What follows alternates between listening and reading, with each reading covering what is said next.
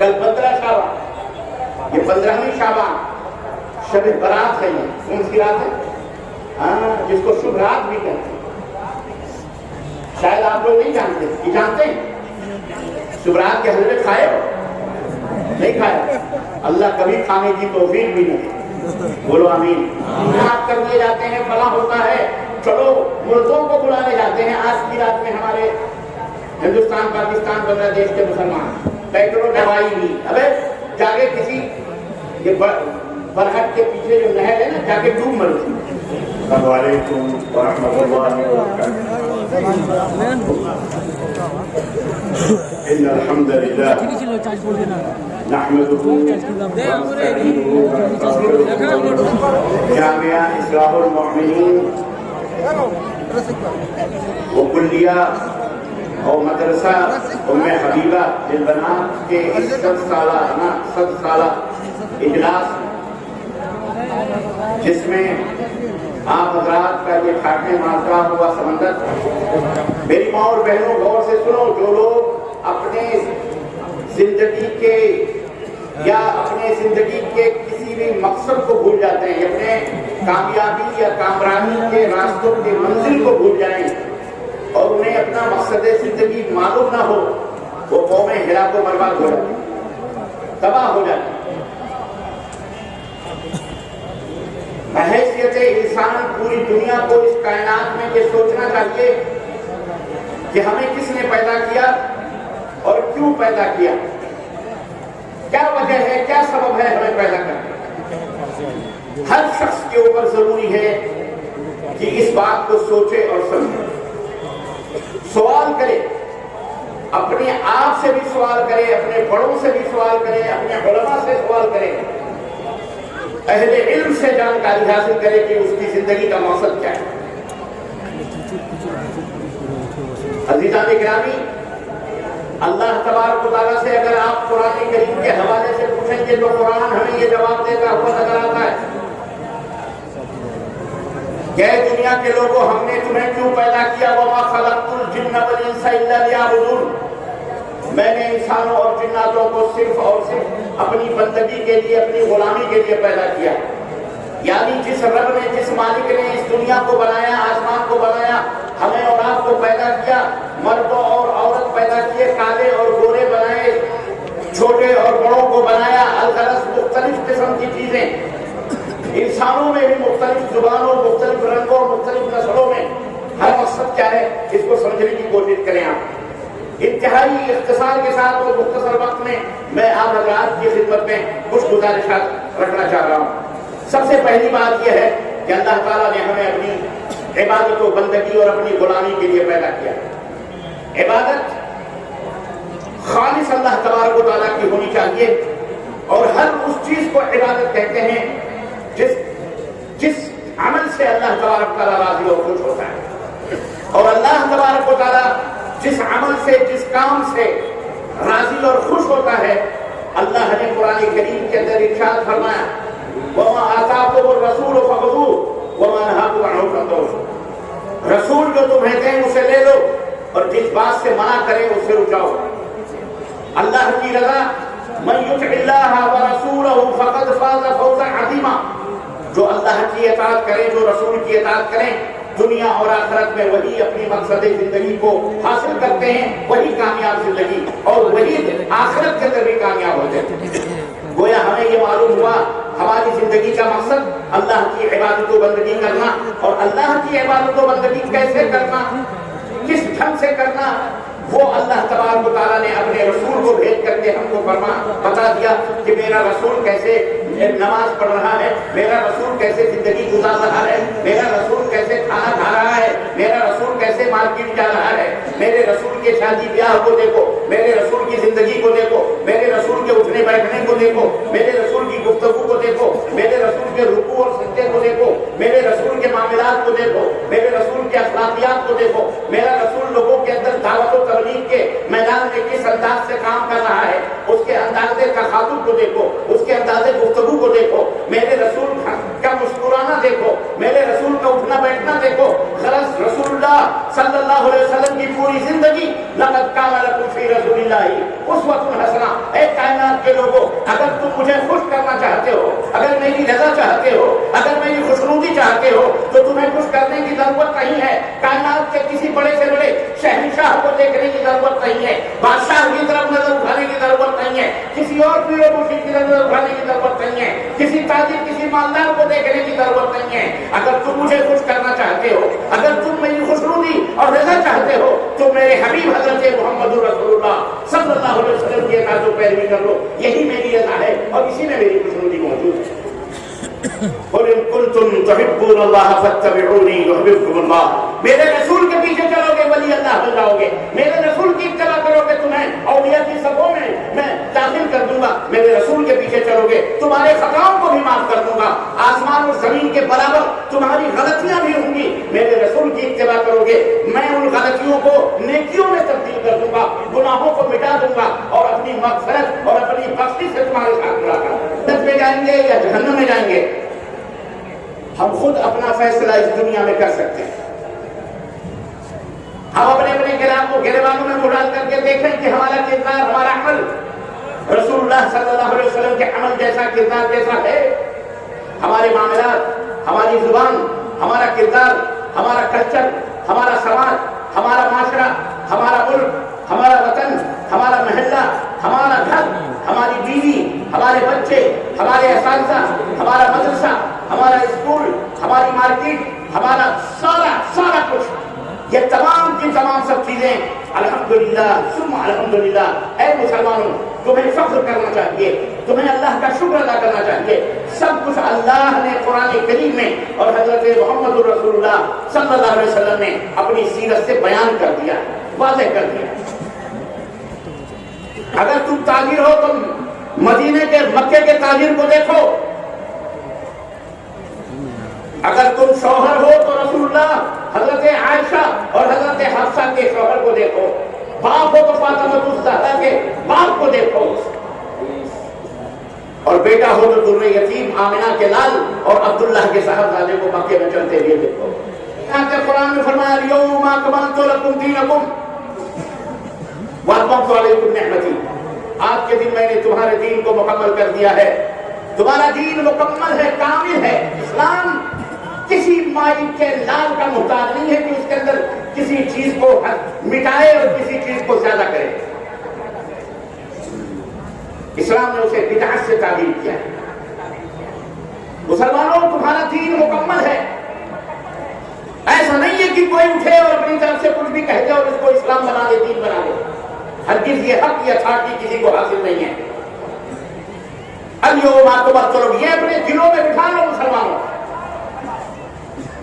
اپنے سینوں میں یہ بٹھا لو، ذہنوں میں بٹھا لو کہ تمہارا دین مکمل ہے۔ آج بہت ساری گمراہیاں مسلمانوں کے درمیان جو در آئی ہیں، مسلمان مرد اور عورت بھی گمراہیوں، فساد اور فتنوں میں ملوث ہیں اسلام کے نام پر، وہ یہی ہیں کہ انہیں پتہ ہی نہیں ہے کہ ہمارا دین کیا ہے اور کیا کیا چیزیں ہیں، اور اس دین میں کون سی چیز سنت ہے اور کون سی چیز بدعت ہے، کون سی چیز حلال ہے، کون سی چیز حرام ہے۔ چند موٹی موٹی چیزوں کا پتہ ہے۔ تو سب سے پہلی اور بنیادی بات تو یاد رکھیے، آپ میری ماں بہنوں، تم بھی بیٹیوں اور میرے دوستوں، باپ کی حیثیت سے، بھائی کی حیثیت سے، بیٹے کی حیثیت سے، ہر حیثیت سے سنو کہ تمہارا دین دین اسلام ہے جو کامل ہے، مکمل ہے۔ مکمل ہونے کا مطلب اس میں کسی کو بھی کمی اور بیشی کرنے کا حق حاصل، بولو، کوئی بھی ہو، بڑے بڑے امامے والا، پکڑ والا، وہ موٹی موٹی تسبیحیں ہاتھ میں لیے ہوئے، بڑے بڑے نمازوں کے گھٹے پیشانیوں پہ لگائے ہوئے، آ کے کہتا ہے کہ میں تو جبریل سے مل کے آ رہا ہوں، میں نے تو خواب میں رسول اللہ صلی اللہ علیہ وسلم سے فلانا فلانا کیا ہوا ہے۔ کوئی بھی ہو، اگر وہ ایسی بات کرتا ہے جس کا ذکر نہ قرآن میں ہے نہ محمد رسول اللہ صلی اللہ علیہ وسلم کے فرمان میں ہے، تو وہ دین ہو سکتا، بولو، وہ دین ہو سکتا ہے؟ وہ شیطان ہے جو ایسی بات کر رہا ہے، یاد رکھیں۔ یہ نسخہ ہے بہت اہم۔ گمراہی آج جو امت کے اندر تفرقے ہیں، گمراہیاں پھیلی ہوئی ہیں، تو فلانی جماعت کا، ہم فلانی جماعت کے، فلانے گروہ کے، فلانے گروہ کے، فلانے گروہ کے، تیری مسجد میری مسجد، تیرا مذہب میرا مذہب، بات ہے کہ نہیں؟ یہ وہ عذاب ہے اللہ تبارک تعالیٰ کا امت محمد، ایک طرح کا یہ عذاب ہے، یہ عذاب ہے اللہ تعالیٰ۔ اللہ کے نبی صلی اللہ علیہ وسلم نے تو ہمیں فرمایا تھا کہ ترکتکم علی المحجۃ البیضاء لیلها کنہارها لا یزیغ عنہا الا ہالک۔ اے میری امت کے لوگوں، میں تمہیں ایک ایسے راستے پر، ایک ایسے پختہ راستے پر چھوڑ کے جا رہا ہوں جس کی راتیں بھی دن کی طرح روشن ہیں۔ اس راستے سے وہی دائیں بائیں بھٹک سکتا ہے جس کا مقدر ہلاک اور برباد ہو۔ نبی کائنات صلی اللہ علیہ وسلم نے جنت میں جانے کے تمام نسخے ہم کو بتا دیے، اتحاد و اتفاق کی تمام ترکیبیں اللہ نے قرآن میں فرمائی بتا۔ فَإِن تَنَازَعْتُمْ فِي شَيْءٍ فَرُدُّوهُ إِلَى اللَّهِ وَالرَّسُولِ۔ اے مسلمانوں، اختلاف تو ہوں گے تمہارے درمیان، جھگڑے ہوں گے کسی بھی مسئلے میں، آپس میں ٹکراؤ ہو سکتا ہے، جھگڑا کرنے کی ضرورت نہیں ہے۔ کوئی بھی لڑائی ہو، کوئی بھی جھگڑا ہو، اللہ اور اس کے رسول کی طرف پلٹا۔ اللہ اور اس کے رسول کیا فیصلہ کر رہے ہیں؟ جو دربار رسالہ سے فیصلہ آ رہا ہے، دربار خداوندی سے فیصلہ آ رہا ہے، اپنے سروں کو جھکا، وہی فیصلہ تمہیں قابل قبول ہو۔ جھگڑا کرتے ہو، اختلاف کرتے ہو، آپس میں مسجدیں بانٹ لیا تم نے۔ یہ رمضان المبارک کا مبارک مہینہ آ رہا ہے، دروازے پر یہ ماہ مبارک دستک دے رہا ہے، بالکل یہ انتہائی معزز اور محترم مکرم مہمان ہمارے دروازے پر دستک دے رہا ہے۔ حضرت کی خیرات، برکات، نعمتیں، جس کی راتیں، جس کے دن اللہ تبارک و تعالیٰ نے مکرم اور محترم بنا دیے۔ اللہ اکبر، وہ ہمارے دروازے پر کھڑا ہوا ہے، دستک دے رہا ہے۔ آج ہمیں اس کا استقبال کرنا ہے، ہمیں اسے ویلکم کہنا ہے، اس کو سواگتم کہنا ہے۔ اس کا سواگت کرنا کیسے کریں گے آپ؟ ذرا بھی 20 رکعتیں احتیاط لگاتے، پمفلٹ چھاپیں گے، کتابیں چھاپیں گے، لڑائیاں کریں گے، ابھی سے لڑائیاں شروع ہو جائیں گی۔ شیطان ایسے آگ لگائے گا، پمفلٹ بازی ہوگی اس مسجد میں، اس مسجد میں، وہ مولوی تقریر، وہ مولانا، وہ فلاں 30 رکعت تراویح ہے، 8 رکعت تراویح ہے، 11 رکعت تراویح، لڑیں گے بھڑیں گے، عبادت گئی ادھر کی ادھر، صرف فتنے فساد۔ یہ ہے اس معزز مہمان جو اللہ کا بھیجا ہوا، جس مہینے میں قرآن نازل ہوا، شہر رمضان الذی انزل فیہ القرآن، اس کا استقبال اس انداز سے کیا جائے۔ یہ رمضان کا مہینہ ہے جس کے اندر قرآن نازل ہوا۔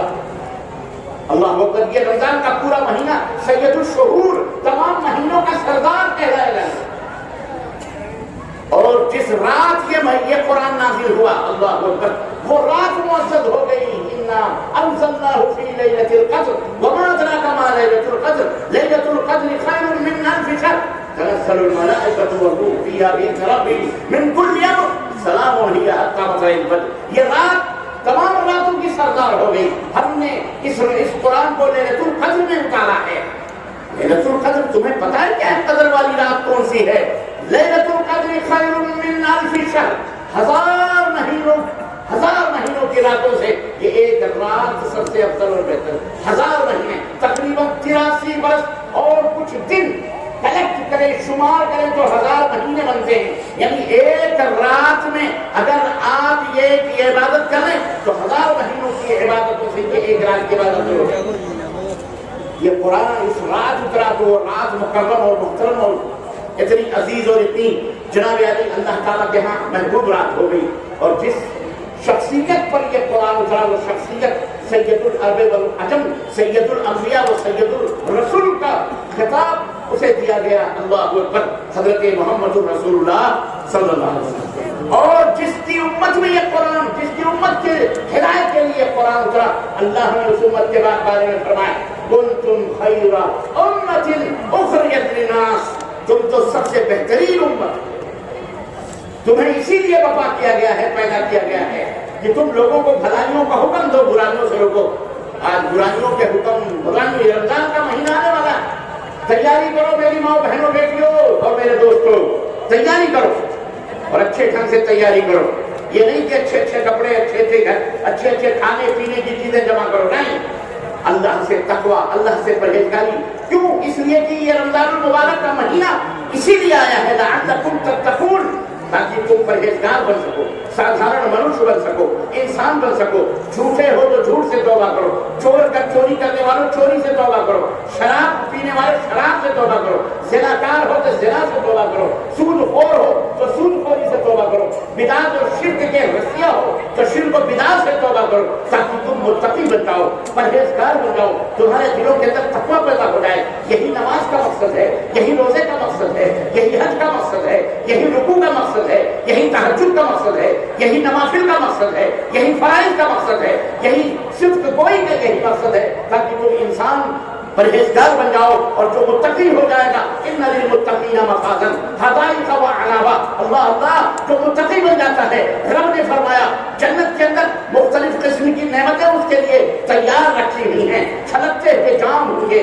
لڑکیاں اللہ تعالیٰ حوروں کے ذریعے سے ان کا استقبال فرمائے گا. ان کے لیے بہترین محلات ہوں گے جس کے اندر مرنے کے بعد جنت وہاں ان کی منتظر ہوگی. یہ ہے متقی تقوی اختیار کرنے کا پھل. اور تم تقوی اختیار نہیں کرو گے، پرہیزگار نہیں بنو گے، تو یاد رکھو اسی دنیا کے اندر ذلیل و رسوا ہوگے، اسی طرح میلے کچیلے ہوگے، مر جاؤ گے. چاہتے تمہیں کسی گڈھے میں کہیں تمہیں قبر کھود کر کے کیسے بھی لوگ دفن کر دیں گے، چلے آئیں گے. اللہ تعالیٰ کے یہاں بھی ذلیل، دنیا کے اندر بھی ذلیل. اس لیے متقی بننے کی کوشش کرو، پرہیزگار بننے کی کوشش کرو. غرض کہنے کا مطلب یہ ہے کہ یہ رمضان المبارک کا مہینہ، جو یہ ماہ مبارک اتنا عظیم الشان مہمان ہمارے سروں پر سایہ فگن ہونے کو بے قرار ہے، آ رہا ہے، اس کا استقبال ولولوں کے ساتھ، جوش کے ساتھ، توبہ کے ساتھ، استغفار کے ساتھ، دعاؤں کے ساتھ کہ اللہم بلغنا رمضان، اے اللہ جلد سے جلد ہمیں رمضان سے ملاقات کروا دے، اس ماہ مبارک سے ملاقات کروا دے، راتوں کی برکات اور خیرات سے اللہ مالا مال فرما دے. یہ مہینہ اس کا اس ولولے شوق سے ہمیں استقبال کرنا چاہیے. لیکن افسوس کہ آج اسی مبارک مہینے میں جناب علی جنگ و جدال ہوں گے، لڑائیاں ہوں گی، اختلافات ہوں گے، اور نہ جانے کیسے کیسے فتنے برپا ہوں گے. ہرگز ایسا ہم کو نہیں کرنا چاہیے. میں علماء حضرات سے درخواست کرتا ہوں، جو لوگ اس فتنے اور اس طرح کے جھگڑے اور جنجال ابھی سے لے کے پمفلٹ بازیاں، تقریریں، خطبے اور یہ وہ تیار کرنے کے لیے بے چین و بے قرار ہوں گے، اللہ انہیں ہدایت عطا فرمائے اور اللہ کے بندوں کو رب کی بندگی اور عبادت کرنے کے لیے انہیں آسانی کے ساتھ چھوڑ دو. انہیں رب کا قرآن بتاؤ اور محمد رسول اللہ صلی اللہ علیہ وسلم کا فرمان بتاؤ. میرے عزیزوں، میرے دوستوں، آپ صحیح مسلمان، آپ کا مقصد زندگی ہے کہ آپ صحیح مسلمان بنے، نیک بنے، صالح بنے. اور اس کے لیے ضروری ہے کہ وہ معاشرہ آپ کو کریٹ کرنا پڑے گا، وہ ماحول آپ کو بنانا پڑے گا جو معاشرہ، جو ماحول سیرت مبارکہ کے اندر موجود ہے. پیارے نبی حضرت محمد رسول اللہ صلی اللہ علیہ وسلم جب اس دنیا کے اندر تشریف لائے تھے، جب آپ کے سر پہ نبوت کا تاج رکھا گیا تھا، رب کعبہ کی قسم ہے وہ معاشرہ انتہائی ظالم معاشرہ تھا، انتہائی بگڑا ہوا معاشرہ تھا، انتہائی فساد زدہ معاشرہ تھا. فتنے تھے، ایک عورت 10 مردوں سے شادیاں کرتی تھی. یہ عورت جو آج ہمارے تمہارے لیے فتنوں کا سبب بنی ہے، یہ عورت جسے آج دشمنان اسلام استعمال کر رہے ہیں اسلام کو مٹانے کے لیے، یہ آج جس ہماری ماں بہنوں کو جنہیں یوز کیا جاتا ہے صرف اس لیے اسلام کو بدنام کرنے کے لیے، اور ہماری بات بھولی بھالی بیٹیاں، بھولی بھالی مائیں بہنیں ان دشمنان اسلام کے نرغے میں آ کر یا دشمنان اسلام کے کیا کہتے ہیں جھانسے میں آ کر کے وہ اسلام کے خلاف بیانات دے رہی ہیں، وہ اسلام کے خلاف بہت ساری باتیں میڈیا کے اندر کھڑے ہو کر کے کرنے لگتی ہیں، پردے کے خلاف، علماء کے خلاف، قرآن کے خلاف، دین کے خلاف. اے میری ماں اور بہنوں، خاشا وکلا، اللہ تمہیں اس لیے اللہ تبارک و تعالیٰ نے اس لیے نہیں پیدا کیا کہ تم اللہ کے دین کے خلاف اس طرح کی بغاوت جیسی باتیں کرو، گندی باتیں کرو اور خرافات کی باتیں کرو. میں درخواست کروں گا حضرات سے، یہ دشمنان اسلام کی سازش ہے کہ اس عورت کو،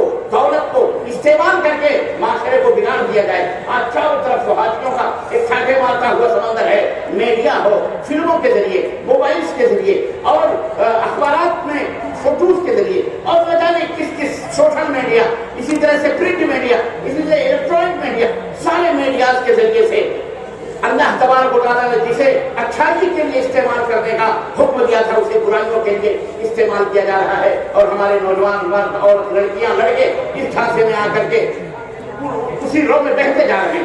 میں آپ حضرات سے درخواست کروں گا، اور شاید زندگی وفا کرے نہ کرے، دوبارہ پھر زندگی میں ملاقات ہو نہ ہو، اللہ سے تو ہم یہی دعا کرتے ہوئے آپ سے رخصت ہو رہے ہیں کہ اللہ ہمیں بار بار اس برہٹ کی سرزمین پر اللہ تعالیٰ ہمیں بلائے اور آپ حضرات سے ملاقات کروائے، آپ حضرات کا دیدار کروائے، آپ حضرات کی زیارت کروائے، اور اللہ تعالیٰ اس ادارے اصلاح المومنین کو اور اسی طرح مدرسہ حبیبہ کو اور اس کے منتظمین کو، اس کے کارکنان کو، اس کے شیخ الجامعہ سے لے کر کے ایک جھاڑو مارنے والے تک کو اللہ تبارک و تعالیٰ سلامت رکھے مولا، اور اس خدمت کے بدلے اللہ انہیں دنیا اور آخرت کی خیر و بھلائیاں عطا فرمائے۔ یہاں کے اساتذہ کو، معلمین کو، معلومات کو آج میں نے اپنی آنکھوں سے دیکھا، اللہ اللہ کلیجہ اتنا بڑا ہو گیا، خوشی و مسرت سے دل بلیوں اچھلنے لگا کہ ہماری بیٹیاں فارغ ہو رہی ہیں جو معاشرے کو سدھارنے کا کام کریں گی۔ ہم مردوں میں تقریر کریں گے، اپنی بہنوں کو بتائیں گے، ہماری بہنیں اپنے معاشرے میں عورتوں کو سدھارنے کا کام کریں گی، ان کے اندر اصلاح کا کام کریں گی،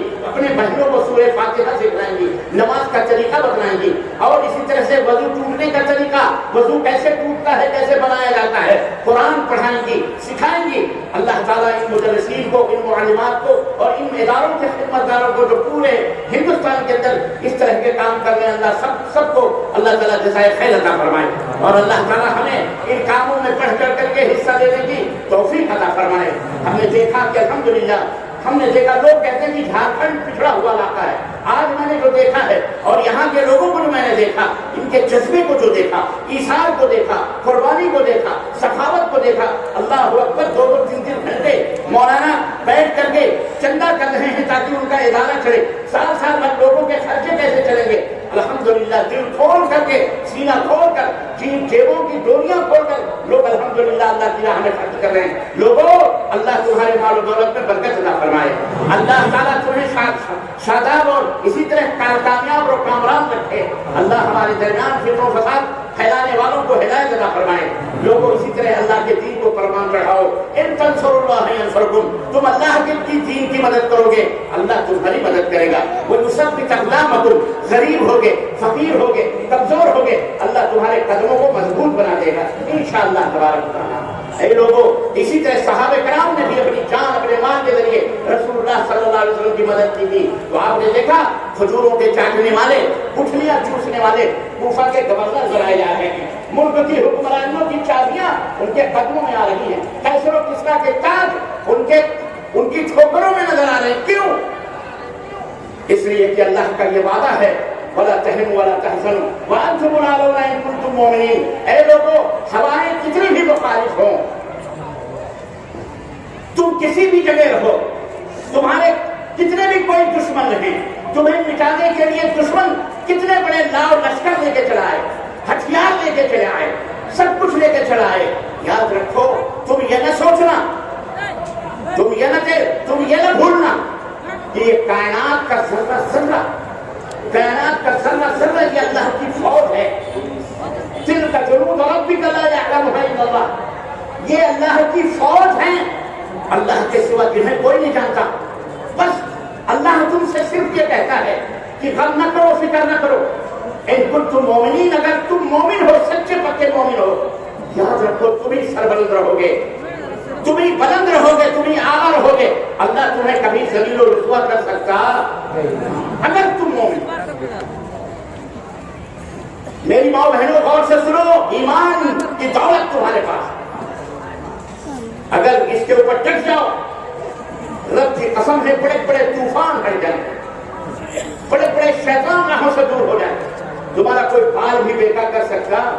آج تم چلاتے ہو کہ صاحب وہ فلانا مار رہے، فلانا یہ ہو رہا ہے، ہمارے ملک میں ہم پریشان ہیں، ہم یہ ہیں، ہم وہ ہیں، وجہ ظہر الفساد فی البر والبحر بما کسبت ایدی الناس، ہمارے ہاتھوں کی کمائیاں ہیں یہ، ہم شریر ہیں، بدماش ہیں، ہماری بدماشیوں کی وجہ سے ہمارے اوپر اللہ کا پہلا تھا، اللہ کا عذاب آتا، اللہ کی گرفت آتی۔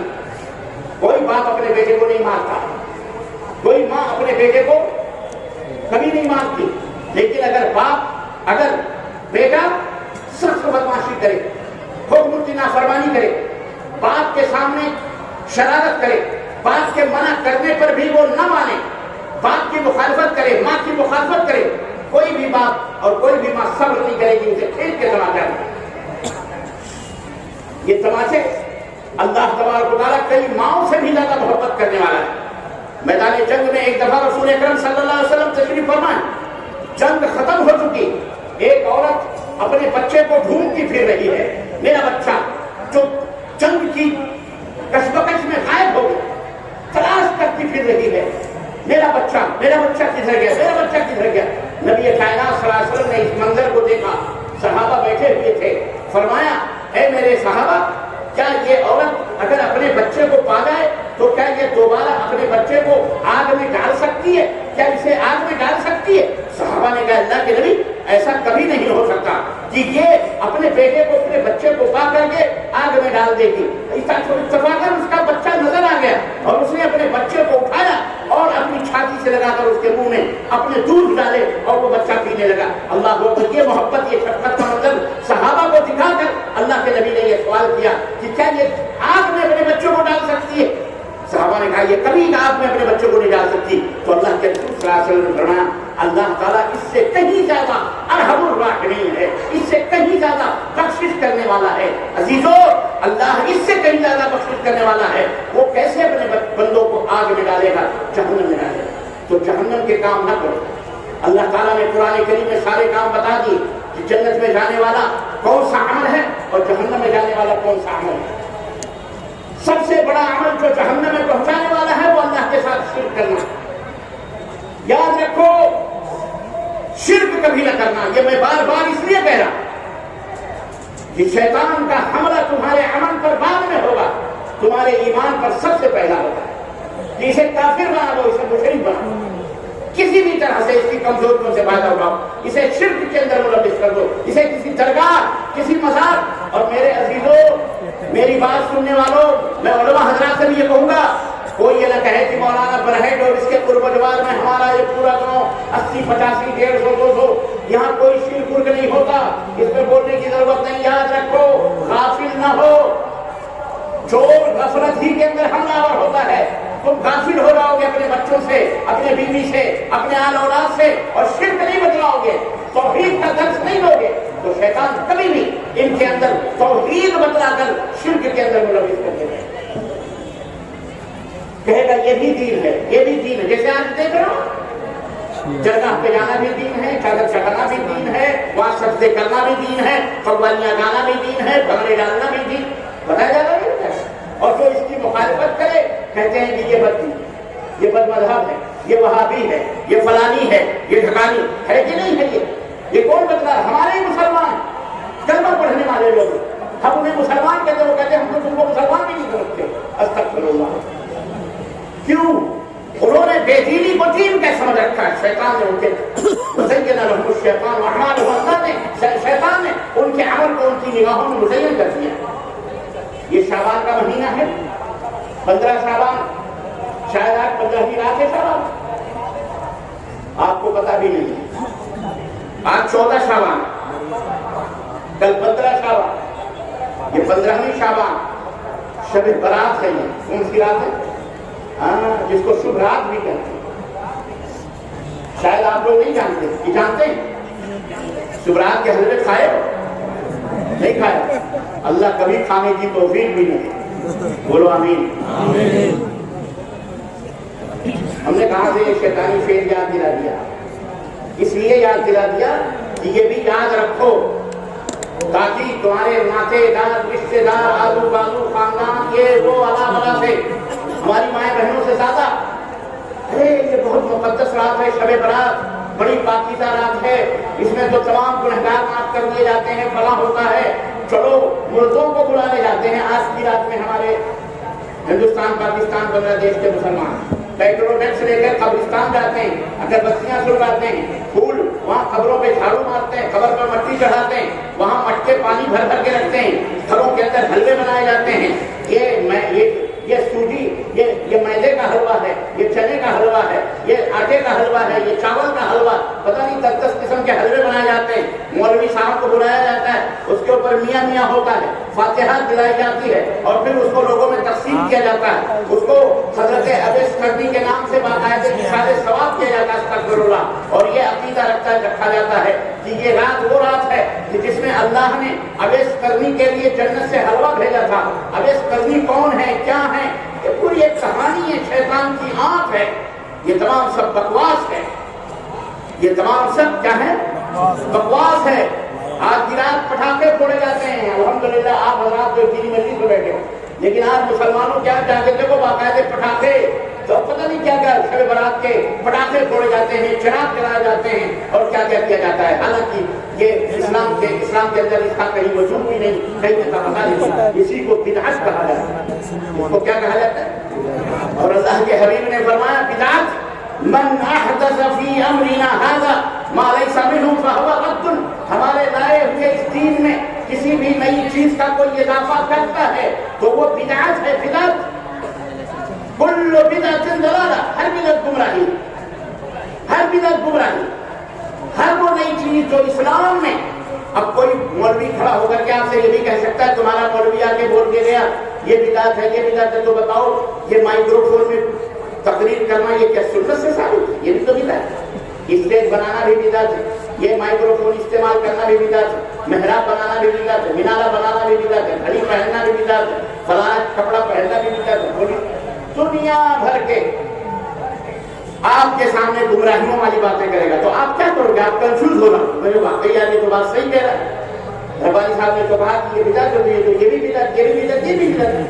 یہاں آپ کی تھوڑی سی توجہ کی ضرورت ہے. بدعت کس کو کہتے ہیں اس کو سمجھو, وہ آپ کو کنفیوز کرنا. ہر وہ کام جسے دین سمجھ کر کے کیا جائے. کیا سمجھ کر کے؟ دین سمجھ کر. دین سمجھ کر. آپ نے جو گھڑی پہنی ہے دین سمجھ کر کے پہنی ہے؟ نہیں. بولو. یہ مائکرو فون میں جو ہے یہ دین سمجھ کر کے ہم استعمال کریں ہیں کہ کرسی پہ بیٹھے ہیں دین سمجھ کر کے بیٹھے ہیں. آپ ٹرین سے سفر کر لو دین سمجھ کر کے کر, ہوائی جہاز سے حج کرنے جا رہے ہو دین سمجھ کر کے جائے. ہمارا راستہ ہے الحمدللہ ملا ہوا, اللہ کا فضل ہے, سواری ہے, تو چاہے بیل گاڑی سے جائیں چاہے پیدل جائیں. پہلے پیدل جاتے تھے, ہوائی جہاز پانی کے جہاز سے جاتے تھے. آج الحمدللہ پہلے اونٹ کی سواریاں کرتے تھے, گھوڑے سے جاتے تھے, کھچروں میں بیٹھ کے جاتے تھے. آج الحمدللہ اللہ تعالیٰ نے ایسی ایسی نعمتیں عطا فرمائی ہیں کہ ہم بس سے بھی جا رہے ہیں, کشتی سے بھی جا رہے ہیں, فضاؤں سے بھی جا رہے ہیں, بلدی بھی جا رہے ہیں, ہوائی جہاز سے بھی جا رہے ہیں, کاروں سے بھی جا رہے ہیں, گاڑیوں سے بھی جا رہے ہیں. الحمدللہ اللہ تعالیٰ نے وسائل دیے, جا رہے ہیں. یہ بدعت کیسے ہو؟ نبی نے سواری کے اوپر الحمدللہ حج کیا. تو یہ دین سمجھ کر کے ہم نہیں کرتے, بلکہ یہ ایک ذریعہ ہے وہاں تک پہنچنے کا. آج جو کچھ بھی دین میں کیا جا رہا ہے دین بتلا کر کے لوگوں کو, یہ نیاز ہے, یہ قرآن خوانی. اب قرآن خوانی کی بات آئی, لوگ کہتے ہیں کہ قرآن پڑھنا ثواب کا کام ہے. بے شک قرآن پڑھنا ثواب کا کام ہے, میں بھی کہتا ہوں قرآن پڑھو, ثواب کا کام ہے. کون منع کرتا ہے قرآن پڑھنے سے؟ لیکن ہم کہتے ہیں کہ قرآن خوانی بدعت ہے, تو وہ چلاتا ہے کہ تمہارا مولوی کہتا ہے قرآن پڑھنا بدعت ہے. اس کو بتلاؤ نہیں تو قرآن خوانی یہ جو جمعہ کو جمعرات کو مولویوں کو جمع کر کے ٹوپیاں لگانے والوں جمع کر کے سپارے جو پڑھواتے ہو, گھر کی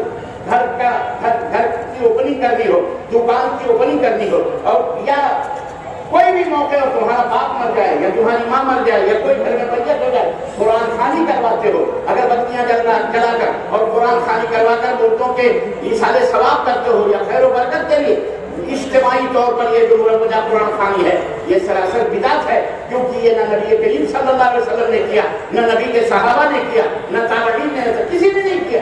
تو دین سمجھ کر کے, ثواب سمجھ کر کے کرتے ہو, اس لیے یہ بدعت ہے. وَكُلُّ بِدْعَةٍ ضَلَالَةٍ. اے میرے مسلمان بھائیوں, اے میرے نوجوانوں, اپنے عمل کو, اپنے ایمان کو شرک کی گندگیوں سے پاک و صاف کرو, اور اپنے عمل کو, اپنے کردار کو بدعت کی گندگیوں سے پاک و صاف کرو. توحید اور سنت ہے, فقط توحید اور سنت امن و راحت کا طریق. توحید اور سنت یہی امن کا راستہ ہے, یہی شانتی کا راستہ ہے, یہی سکون کا راستہ ہے. اسی سے معاشرہ درست ہو سکتا ہے, صحیح ہو سکتا ہے. نبی کائنات صلی اللہ علیہ وسلم نے اپنے معاشرے کو اسی سے درست کیا تھا, رب کے قرآن سے اور اپنے کردار سے معاشرے کو صحیح بنایا, درست بنایا. تو اللہ تبارک و تعالیٰ نے انہیں دنیا کا حکمران بنا دیا, ان کو دنیا کا حاکم بنا دیا. کیسر و کسریٰ کے تاج ان کی ٹھوکروں میں آ گئے.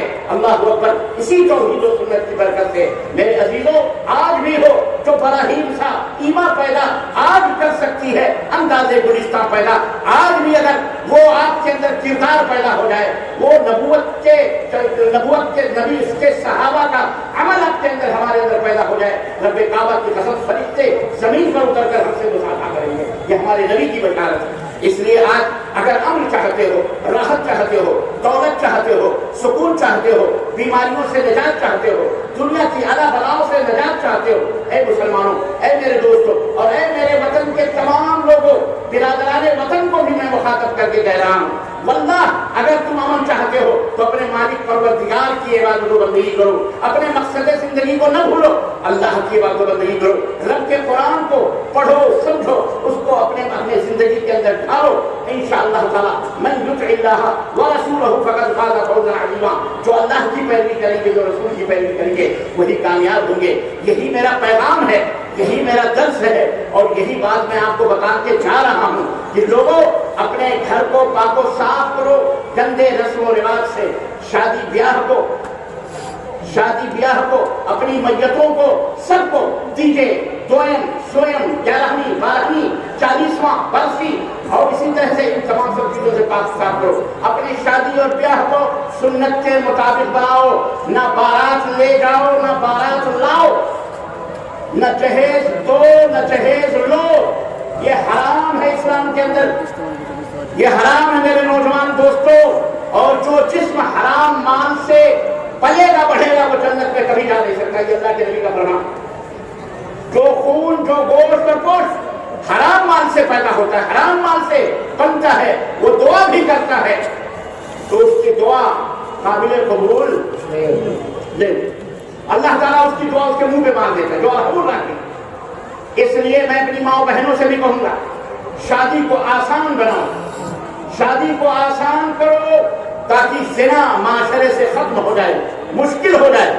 آج تم نے شادی کو اتنا مشکل بنایا ہوا، اور کیسے بے غیرت ہو میرے نوجوانوں۔ ایک باپ 16-18 برس تک اپنی بیٹی کو پالتا ہے، پوستا ہے، کھلاتا اور پلاتا ہے، پڑھاتا اور لکھاتا ہے، اور پھر اس کے لیے ایک شوہر ڈھونڈتا ہے، اور پھر اگر تم خوش قسمتی سے آ گئے یا بد قسمتی سے تو تم باپ سے مطالبہ کرتے ہو کہ ہم کو اتنا جہیز چاہیے، ہم کو 4 ویلر چاہیے، ہم کو 2 ویلر چاہیے، ہم کو راڈو گھڑی چاہیے، ہم کو بنگلہ چاہیے، ہم کو اتنے بگھے زمین چاہیے، ہم کو آلہ چاہیے، ہم کو اتنے کا موبائل چاہیے، ہم کو اتنے کا آلہ بلا پتہ نہیں کیا کیا مطالبات کرتے ہو جہیز کا۔ اور تو اور ہے، اور تو اور ہے، شرم و حیا نہ جانے ان نوجوانوں سے کہاں روٹھ گئی کہ سونے کے لیے بستر بھی بیوی سے مانگتا ہے، چارپائی بھی بیوی کو چاہیے، اس ذلیل کو، اس کمبخت دولہے کو کیا چاہیے؟ چارپائی بھی۔ ابے جا کے کسی یہ برہٹ کے پیچھے جو نہر ہے نا، جا کے ڈوب مرو، جا کے ڈوب مرو ندی کے اندر، چلو بھر پانی کے اندر ڈوب، اس بسترے پر سوئے گا، تیری کمائی کا بسترا، تیری کمائی کی چارپائی کی شرم نہیں آتی؟ اس پر اپنی بیوی کے ساتھ ہوگا، بیوی کی کیا تیری عزت بیوی کی نظر میں کیا ہوگی؟ وہ لڑکی جب سوچے گی کہ یہ میرا شوہر، اس نے میرے باپ کو لاکھوں قرضے میں ڈبویا ہے، میرے ننھے منھے بھائیوں کو اس شوہر نے انہیں برسوں کا مقروض بنا دیا ہے، بینک کا، لوگوں کا لون لے لے کر کے میرے باپ نے جہیز دیے ہیں، موٹر سائیکل خریدے۔ بول اس کے دل میں تیری کتنی محبت ہے، محبت کریں گی تجھ سے؟ اللہ کی قسم بد دعائیں کریں گی۔ جب اس کا روتا ہوا بلکتا ہوا باپ اس کے سامنے آئے، اس کے ننھے منھے بھائی اس کی نظروں میں آئے کہ واللہ بتا رہا ہوں تیرے لیے کوئی جذبہ محبت اس کے دل کے اندر پیدا، لیکن مرد بنو، مرد، بھکاری نہ بنو۔ میرے ہاتھ میں گھڑی نہیں ہے، مجھے گھڑی دے دو، میرے باپ دادے نے کبھی سائیکل نہیں دیکھی، موٹر سائیکل دے دو، بھائی میرے گھر میں موٹر سائیکل، مجھے 4 ویلر دے دو، جہیز۔ اور تم مسلمانوں شرم کرو اللہ کی قسم، یہ غیر سے آئی ہوئی، غیر قوم سے آئی ہوئی بلائیں تم نے اپنے گھروں میں ڈالی۔ اے قرآن و سنت کے ماننے والوں، اپنے آپ کو اہل حدیث کہتے ہو، شرم تم کو مگر نہیں آتی، اور جہیز لیتے اور کہتے ہو شادی بیاہ کو رسم و رواج کا ملغوبہ بنایا ہوا، یا عورت کی دشمن بنی ہوئی ہو۔ توبہ کرو اللہ تعالیٰ کو تعالیٰ، توبہ کرو اللہ تعالیٰ سے، اور اپنے معاشرے کو، اپنے سماج کو خوشی و مسرت کا گہوارہ بناؤ، پیار و محبت سے अपनी बीवी को जो खाओ वही अपनी बीवी को खिलाओ, जो पहनो अपनी बीवी को पहनाओ। और ऐ मेरी माँ बहनों, आखिरी बात मैं तुमसे कहना चाहूंगा, तुम भी सुनो। अल्लाह के रसूल सल्लल्लाहु अलैहि वसल्लम ने फरमाया कि दुनिया कुल्लुहा मता, दुनिया पूरी की पूरी फायदा उठाने की चीज है। वो खैर मताई दुनिया अलमरअतु सालिहा, लेकिन सबसे बेहतरीन पूरी इस दुनिया की कमाई दौलत, सबसे बेहतरीन माल दुनिया का नेक और सालिहा बीवी है। पाक बीवी है, नेक पाक बीवी। और नेक बीवी की अलामत यह है कि उसका शौहर घर से गायब रहे तो वो अपनी इज्जत और आबरू की भी हिफाजत करे और उसके माल और दौलत की भी हिफाजत करे और उसके बाल बच्चे की भी हिफाजत करे। याद रखो, माशरा मियाँ और बीवी से क्रिएट होता है, बनता है। अपने बीवी बच्चों की कद्र करो, अपने बेटियों की कद्र करो। और ये बीवी तुम्हारे पैर की जूती नहीं बल्कि तुम्हारी इज्जत है, तुम्हारी नाम है। इसलिए इनकी इज्जत करो, इनसे प्यार करो, इनसे सुकून दिल हासिल करो। इनसे कभी नाराज हो तो चेहरे के ऊपर कभी न मारना, कभी इनको आर भी नहीं दिलाना इनके किसी चीज का, बल्कि प्यार और मोहब्बत से इनको समझाओ, इनसे मोहब्बत करो, अपने घरों को जन्नत बनाओ। अल्लाह ताला इससे माशरे को सालेह और नेक औलाद अल्लाह तबारक व तआला फरमाएगा। अल्लाह से दुआ है कि अल्लाह तबारक व तआला हमें औलाद को नेक और सालेह माशरा, ये मुतफर्रिक नसीहतें मुख्तलिफ चीज़ों की हमने आपको की हैं मोहम्मद रसूलुल्लाह सल्लल्लाहु अलैहि वसल्लम की सीरत के हवाले से। अल्लाह हमें औलाद को कहने और सुनने से ज़्यादा अमल करने की तौफीक अता फरमाए और अल्लाह हमारे माशरे को नेक और सालेह बनाए। अल्लाह हम सबको जन्नतुल फिरदौस में जमा फरमाए और अल्लाह हमारे तमाम गुनाहों को माफ़ फरमाए। हमारे वतन में अल्लाह ताला जीने रहने और अमन और सुकून से रोजी कमाने और इस दुनिया से रुखसत होने की अल्लाह हमें तौफीक अता फरमाए। हमारे देश की हिफाजत फरमाए, हम सब की हिफाजत फरमाए। हमें इबादत व बंदगी करने और अल्लाह के रसूल की इत्तबा करने की अल्लाह हम सबको तौफीक अता फरमाए। भटके हुए लोगों को अल्लाह नमाजी बनाए, परहेजगार बनाए, मुत्तकी बनाए और जन्नतुल फिरदौस में जाने वाला बनाए। अल्लाह हमें इल्म और अमल के ज़ेवर से आरास्ता और पैरास्ता बनाए। आमीन या रब्बल आलमीन। सल्लल्लाहु अलैहि वसल्लम।